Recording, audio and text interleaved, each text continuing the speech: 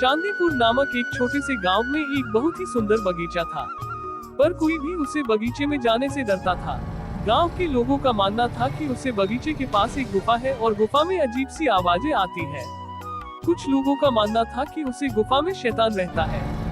एक बार गांव के दो लोग आपस में बात करते हुए, दी अरे भाई, आज मैं उसी गुफा में गया था, बहुत डरावनी और अजीब सी आवाजें आ रही थी। दी अरे भाई, तुम उसे गुफा में क्यों गए थे? तुम्हें पता नहीं उसे गुफा में जिन रहता है, कहीं वह तुम्हें कुछ कर देता तो आइंदा उसे बगीचे में मत जाना। इसी गांव में एक विक्रम नाम का साहसी लड़का भी रहता था, वह कहता है, दी अरे लालू भाई, आखिर इस गुफा में ऐसा क्या है जिससे लोग इतने डरते हैं? दी कुछ भी हो विक्रम भैया, इस गुफा में मत जाना। दी लेकिन इस गुफा का राज तो मैं खोल कर ही रहूंगा, आखिर कब तक गांव डर डर कर जीते रहेंगे।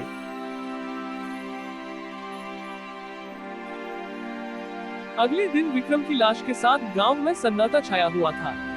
दी कल कह रहा था इस गुफा का रहस्य खोल कर ही रहूंगा, बहुत मना किया था, नहीं माना और आज ये दिन देखना पड़ रहा है। इसी गांव में एक चंदू नाम का व्यापारी भी रहता था। चंदू के दो लड़के थे, एक का नाम था राम और दूसरे का नाम था श्याम। राम बड़ा ही साहसी लड़का था, दोनों को घूमने का बहुत शौक था। एक दिन दी राम, अरे श्याम, तूने कभी सोचा है उसे बगीचे के पास वाली गुफा के पीछे क्या होगा? दी श्याम, पता नहीं भैया, पर बाबूजी तो मना कर देते हैं। हमारे गांव में एक ही तो बगीचा है जहां पर ताजे ताजे फल लगते हैं। दी राम, हाँ मैं भी वही सोच रहा था, बाबूजी जाने नहीं देते, कहते हैं कि बगीचे में कभी मत जाना, मगर मुझे इन चीजों पर विश्वास नहीं होता। तेरे पास कोई आइडिया है?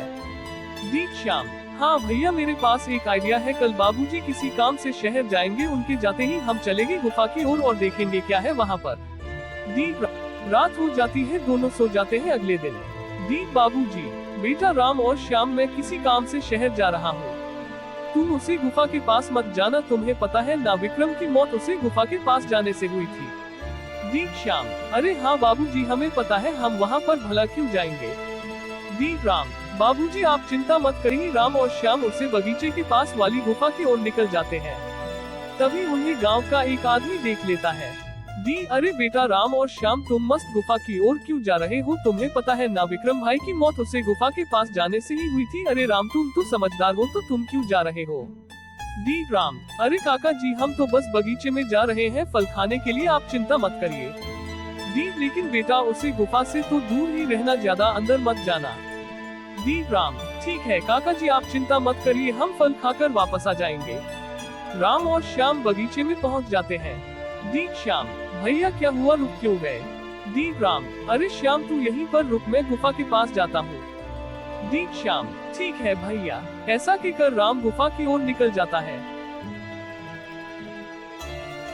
वह जैसे ही गुफा के पास पहुँचता है, वह देखता है एक चोर गुफा की तरफ जा रहा है।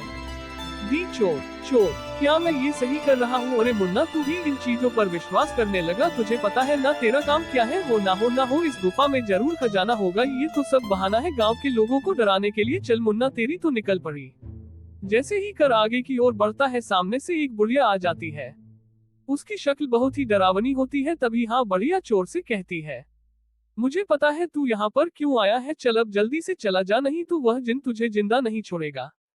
चोर बुढ़िया को देखकर डर जाता है। तभी गुफा के अंदर से एक आवाज आती है, दी जिन, मेरे पास आओ, मैं यहाँ हूँ। कर वहाँ से डर के मारे भाग जाता है। ये सब कुछ झाड़ियाँ के पीछे से राम देख रहा था कि तभी एकदम से बूढ़ी औरत राम के सामने आ जाती और कहती है, बुढ़िया, अरे तुम्हें पता नहीं वह जिन बहुत खतरनाक है, तुम जल्दी से यहाँ से चले जाओ, नहीं तो वह तुम्हें जिंदा नहीं छोड़ेगा। राम, पर दादी जी आप यहाँ पर क्या कर रही हो?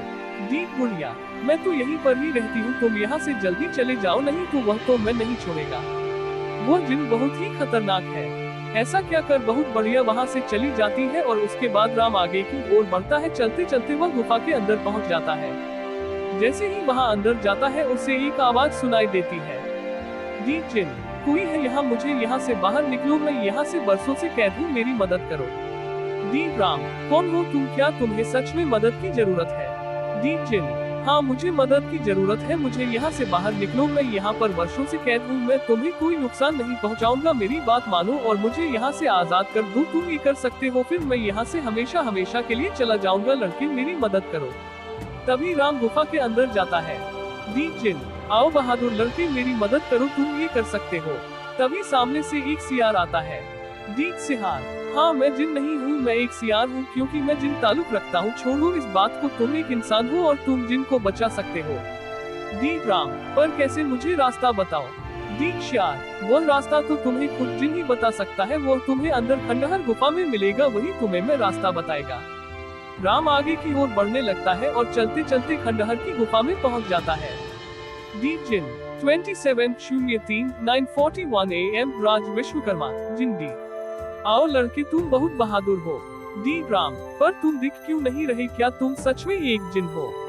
दीप जिन, हाँ बहादुर लड़के मैं एक जिन हूँ। आओ तुम्हारा स्वागत है, मेरा नाम जिन लाल है। इस गुफा में मैं यहाँ पर बरसों से कैद हूँ, तुम ही हो जो मुझे मुक्ति दिला सकते हो। तुम पहले बहादुर लड़के हो जो इस गुफा के अंदर तक आए हो। दीप राम, तुम मेरे सामने आओ जिन, मैं तुम्हें देखना चाहता हूँ। कि तभी अचानक से एक भयंकर बिजली कड़कती है और जिनलाल सामने आता है। राम बहुत घबरा जाता है। दीप जिन, डरो मत लड़के, मुझे पता है कि तुम मेरी मदद करने वाले हो। तुम औरों की तरह नहीं हो, तुम एक बहुत ही अद्भुत लड़के हो। तुम्हारा साहस ही तुम्हारी ताकत है। तुमसे पहले एक और इंसान ने मेरी मदद करने की कोशिश की थी, मगर बाहर जैसे ही गुफा में आया, पूरी औरत ने उसे पीछे से आकर मौत के घाट उतार दिया। दीप राम, हाँ वह सरपंच साहब का लड़का था, उसका नाम विक्रम था। पर अब मुझे क्या करना होगा जिनलाल? दीप जिन, रुको मैं बताता हूँ। बहुत समय पहले की बात है, मेरा रंग नीला था और मेरी नजर एक जादुई आम पर थी। एक दिन वो बूढ़ी औरत फल तोड़ने गई और उसने जाने अनजाने में उसे जादुई आम को भी तोड़ लिया और अपने घर ले गई। फिर मैं उसके घर गया और मैंने कहा, दीप जिन, है औरत तुम्हारी पोटली में एक गहरा लाल रंग का फल है, ये तुम मुझे दे दो, इसके बदले में मैं तुम्हारी 2 इच्छाएं पूरी करूंगा। दीप बुढ़िया, मेरी 2 इच्छाएं हैं। पहले इच्छा, तुम अपना रंग बदल दो, तुम अपना रंग इस फल के रंग के समान कर लो। दूसरी इच्छा, वह बगीचा जो बहुत सुंदर है वह मुझे चाहिए। तुम्हें उसके लिए तुम्हें गुफा में रहना होगा ताकि लोग तुमसे डरे और कोई भी उससे बगीचे तक ना आए। फिर मैं उसकी यह इच्छा पूरी कर दी लालच के चलते, लेकिन मैं इस गुफा में कैद हो गया अब और मेरा रंग फल के भांति लाल हो गया। दीप राम, लेकिन अब मुझे क्या करना होगा? मैं नहीं चाहता जिन लाल तुम यहाँ पर हमेशा के लिए कैद रहो। दीप जिन, मेरी मदद करना इतना आसान भी नहीं है, तुम एक बार और सोच लो, क्या तुम सच में मेरी मदद करना चाहते हो? दीप राम, हाँ पर मुझे करना क्या होगा? दीप जिन, तुम्हें एक ऐसा आम देखना होगा जो नीले रंग का हो, वह हो ना हो इसी बगीचे में होगा। तुम्हें उसे आम को ढूंढना है, वही तुम्हें मेरी मुक्ति का राज बताएगा। राम फिर से गुफा के बाहर चला जाता है। चलते चलते वह बगीचे में पहुंच जाता है। वह देखता है कि बूढ़ी औरत फल तोड़ रही है। वह वहीं रुककर छिप जाता है। थोड़ी देर बाद और अच्छा फल तोड़कर जा रही होती है। वह देखता है कि नीला फल बूढ़ी औरत की दलिया में रखा है और वह उसे लेकर जा रही है। राम भी उसके पीछे पीछे जाने लगता है। वह चलते चलते बूढ़ी औरत के घर के पास जाता है और पेड़ के पीछे छुप जाता है। बूढ़ी औरत यहाँ वहाँ देखते हैं और अपने गेट खुले ही छोड़कर अंदर सो जाती है। तभी राम यहाँ वहाँ देखा है और बूढ़ी औरत की झोपड़ी में जाता है। धीरे से फल को उठा लेता है। तभी उसे बूढ़ी औरत की नींद खुल जाती है और वहाँ रहती है, ये फल मुझे दे दो। नहीं दादी माँ, इस फल से मैं उसे जिन लाल को आजाद करूंगा, वह बहुत समय से उसे गुफा में कैद है। दीप बुढ़िया, नहीं ये फल तुम मुझे दे दो, नहीं तो लड़के अच्छा नहीं होगा। ये बगीचा सिर्फ और सिर्फ मेरा है, तुम ये फल मुझे दे दो, नहीं तो मैं तुम्हें नहीं छोड़ूंगी। राम जल्दी से वहाँ से भागने लगता है। बूढ़ी औरत भी उसके पीछे पीछे भागने लगती है। भागते भागते वह गुफा में पहुँच जाते हैं। पहुँचते ही राम के हाथों से वह फल नीचे गिर जाता है और जैसे ही बूढ़ी औरत उसे फल को उठाने की कोशिश करती है, वह आग में भस्म हो जाती है। जिन लाल कहता है, क्या तुम मुझे देख सकते हो? दीप राम, नहीं जिन लाल, तुम मुझे अभी कहीं नहीं दिख रहे। दीप जिन, उसके बाद जिन लाल राम के सामने आता है। राम देखा है जिन लाल का रंग नीला हो गया। देखो राम, अब